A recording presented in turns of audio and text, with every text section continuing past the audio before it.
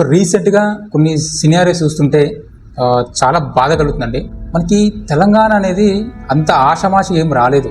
తెలంగాణ కోసం ఎంతోమంది దశాబ్దాల పాటు కొట్లాడి ఎంతోమంది ప్రాణత్యాగాలు చేస్తే తప్పితే మనకి తెలంగాణ సాధ్యం కాలేదు. సో ఎంతోమంది మహానుభావులు వాళ్ళ యొక్క రచనల ద్వారా, వాళ్ళ యొక్క కవిత్వాల ద్వారా ప్రజల్ని అవేర్నెస్ చేసి మన తెలంగాణ మనకు కావాలని చెప్పేసి కొట్లాడి తెచ్చుకున్న ఈ తెలంగాణ అంత ఆషామాషి ఏం రాలేదు. అంత ఈజీగా కూడా ఎవరు ఇవ్వలేదు. కాంగ్రెస్ పార్టీ కానీ ఈ బీజేపీ పార్టీ అంత ఆషామాషి ఎవరు ఒప్పుకోలేదు, ఎవరు ఇవ్వలేదు కూడా తెలంగాణ సంబంధించి. కానీ రీసెంట్ గా చూస్తున్న సినారీ ఎట్లుందంటే కొంచెం బాధ కలిగిస్తుంది. ఏంటంటే ఏప్రిల్లో జరిగినటువంటి ఈ పార్లమెంట్ సెషన్స్ లో మనకి తేజస్వి సిన్హా అనే బీజేపీ ఎంపీ ఒక మాట అన్నాడు.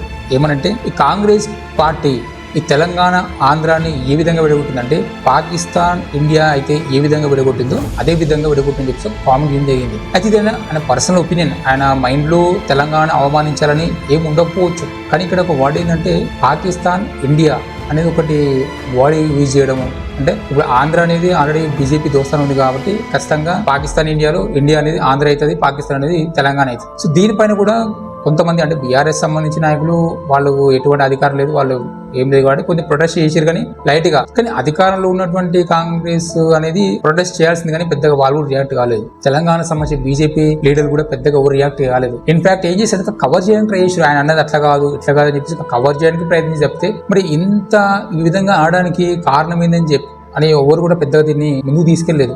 ఆయన కూడా పెద్ద సారీ కూడా ఏం చెప్పలేదు, ఆయన అసలు పడుచుకోలేదు. అంటే ఇక్కడ కొంతమంది ప్రజల అభిప్రాయం ఎట్లా ఉందంటే అరే బీఆర్ఎస్ కనుక అధికారంలో ఉంటే ఈ పార్టీకి ధూమ్ధామ్ అవుతుంది కదా, ఎందుకు అలా మాట్లాడు, ఆయనతో క్షమాపణ చెప్పిస్తుంది కదా, ఆయన ప్రజలను అవమానించి తెలంగాణ ప్రజలను అవమానించారు, తెలంగాణ అంత ఈజీగా రాలేదు, ఎవరిచ్చారు అట్టటి విడగొట్టారు అని అంటే ఇట్లాంటి వర్డ్స్ యూజ్ చేయదు కదా అని పోరాడుతుంటాం కదా అని చెప్పేసి కొంతమంది బీఆర్ఎస్ సంబంధించి కొంతమంది కాంగ్రెస్ నాయకులు బీజేపీ కొంతమంది రియాక్ట్ అయ్యారనుకోండి, పెద్దగా అంత ఇంపాక్ట్ ఏం లేదు. ఇది పక్కన పెడితే రీసెంట్ గా కూడా మనకి హైదరాబాద్ లో మైత్రివనంలో ఎన్టీఆర్ గారి విగ్రహం పెట్టడం జరిగింది. చాలా మంది భిన్నాభిప్రాయాలు ఏర్పడ్డాయి రాజకీయ నాయకుల మధ్య కానీ ప్రజల మధ్య కానీ. మరి తెలంగాణలో నాయకులు లేరా, పోరాటం చేసినటువంటి తెలంగాణలో లేరా, వాళ్ళ గౌరవం లేదా, కవులు లేరా, కాళోజీ గారు లేరా, జయశంకర్ ప్రొఫెసర్ జయశంకర్, గద్దర్ గారు, వీళ్ళందరూ చాలా మంది ఉన్నారు. మరి వీళ్ళందరూ విగ్రహాలు పెట్టచ్చు కదా. మరి ఎందుకంటే మైత్రి అనేది ఒక బెస్ట్ పాయింట్, అది మెయిన్ సెంటర్. అది అక్కడ ఎన్టీఆర్ గారి విగ్రహం పెట్టాల్సిన అవసరం ఏముంది అని అంటే అది కూడా అధికారంలోకి వచ్చిన తర్వాత 2.5 సంవత్సరాలు అయింది కాంగ్రెస్ పార్టీ అధికారంలోకి వచ్చి. పెట్టొచ్చు, ఎందుకంటే ఎన్టీఆర్ గారు ఒక ప్రాంతీయ వ్యక్తిగా కాకుండా ఒక నటుడుగా, ఎందుకంటే తెలుగు వారి అందరికీ కూడా ఒక ముఖ్య నాయకుడు కాబట్టి ఆయన విగ్రహాలు పెట్టడం తప్పులేదు.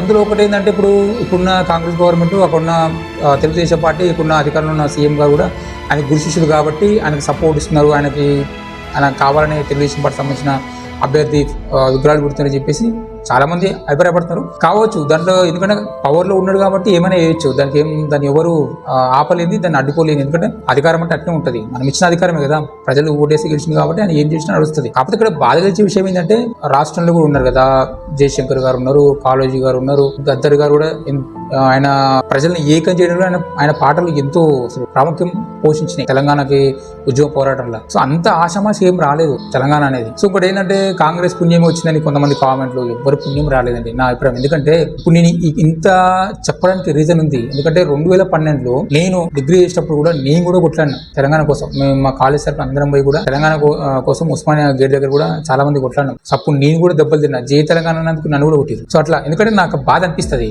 కానీ ఇవన్నీ పక్కన పెడితే, ఎందుకంటే సరే తెలంగాణ వచ్చింది, అయిపోయింది. తెలంగాణ ముందు ఉద్యమ పార్టీలు ఉంటాయి, తెలంగాణ తర్వాత రాజకీయ పార్టీలు ఉంటాయి, రాజకీయ పార్టీల మధ్య ఇవన్నీ నడుస్తాయి. సరే రాజకీయ పరంగా చూసుకుంటే పర్లేదు, కానీ తెలంగాణ అస్తిత్వాన్ని తగ్గించే విధంగా చేస్తేనే బాధ కనిపిస్తుంది. ఇంకో విషయం ఏంటంటే ఈ జూన్ 2వ తేదీ ఏంటంటే కూడా ఇప్పటివరకు చాలా మంది తెలియదు జనాలకి. జై తెలంగాణ అంటే కూడా పెద్దగా ఈ సౌండ్ కూడా పెద్దగా విన్నట్లేదు. అప్పుడు తెలంగాణ కోసం మాట్లాడితే జై తెలంగాణ పదే అనేది తెలంగాణ కోసం కొట్లాడినాం కదా అని చెప్పేసి బాధ అనిపిస్తుంది. సో ఇక్కడ వీడియోస్ వాళ్ళు చాలా మంది అనుకోవచ్చు, హైదరాబాబు తెలంగాణలో ఇది తెలంగాణ వచ్చింది అయిపోయింది. ఎందుకు అంటే తెలంగాణ వచ్చింది అయిపోయింది ఆల్రెడీ, కానీ ఇక్కడ మన ప్రాంతీయ ఆత్మానం కూడా మనకి ఉండాలి, ఖచ్చితంగా ఉండాలి. ఇప్పుడు మనకి కన్నతల్లి పుట్టినూరు ఒకటే అని పోలుస్తాం. ఎందుకు పోలుస్తాం? దేశంలో ఊరు లేకనా? మనం పుట్టినూరులో ఉంటామా, వేరే ఊర్లు బతకమా? అలాంటప్పుడు మన పుట్టినూరే మన తల్లితో ఎందుకు పోలుస్తాము? సో ఇది కూడా అంతే, దేశమే, తెలంగాణ దీనికి ఇచ్చే విలువ దీనికే ఇవ్వాలి. మన ఛానల్లో ఇక్కడ నుంచి ఈ తెలంగాణ సంబంధించి హిస్టరీ, మన కల్చర్, అసలు తెలంగాణ ఏ విధంగా ఏర్పడింది, ఈ ప్రాంతం ఏ విధంగా ఉండేది, ఆ తర్వాత రాజుల తర్వాత వచ్చినటువంటి ఈ నవాబులు ఏ విధంగా పరిపాలించారు, ఆ తర్వాత ఆంధ్ర వారి పెత్తనం ఏ విధంగా పెరిగింది, మన తెలంగాణ కోసం ఏ విధంగా కొట్లాడాము, మన కల్చర్ ఏంటి, మన సంస్కృతి ఏంటి అనే విషయాల గురించి అందరికీ అర్థమయ్యే విధంగా వీడియో చేద్దామని డిసైడ్ అయిపోయిన మన ఛానల్లో. సో స్టార్టింగ్ నుంచి కూడా అంటే మన దేశాన్ని బ్రిటిష్ వారు ఆక్రమించే ఆక్రమించకన్నా ముందు నుంచి కూడా మన తెలంగాణ ఏ విధంగా ఉంది, కాకతీయ రాజులు ఏ విధంగా పరిపాలించారు. అప్పుడు హైలైట్ న్యూస్ చెప్పాలంటే ఇప్పుడు ఆంధ్రలో ఉన్న కొన్ని జిల్లాలు ఉన్నాయి కదా, ఆంధ్రలో కొన్ని జిల్లాలు కూడా ఇప్పుడు మేము ఆంధ్ర వాళ్ళని చెప్పుకోరు కానీ ఆంధ్రలో ఉన్న కొన్ని జిల్లాలు కూడా తెలంగాణ వారి అన్ని తెలంగాణ కలిసినవి అవన్నీ. గట్టి ఒక మాట చెప్పండి, అసలు తెలంగాణ ఉంది కానీ ఆంధ్రనే లేదు. ఆంధ్ర తర్వాత పుట్టింది కానీ ఫస్ట్ పుట్టింది తెలంగాణ. తెలంగాణలో కొన్ని మహారాష్ట్ర జిల్లాలు, కొన్ని కర్ణాటక, కొన్ని తమిళనాడు అన్ని కూడా మిక్స్ అయి ఉన్నాయి తెలంగాణ ప్రాంతంలో.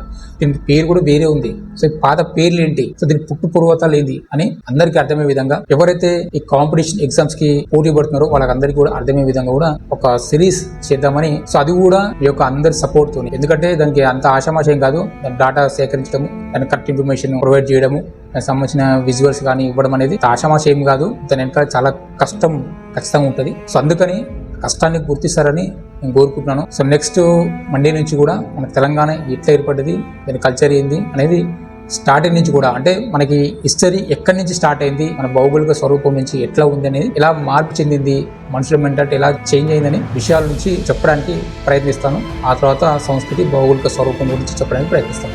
సో నా ఛానల్ని ఖచ్చితంగా ఆదరిస్తారని కోరుకుంటున్నాను. Thank you for watching. జై హింద్.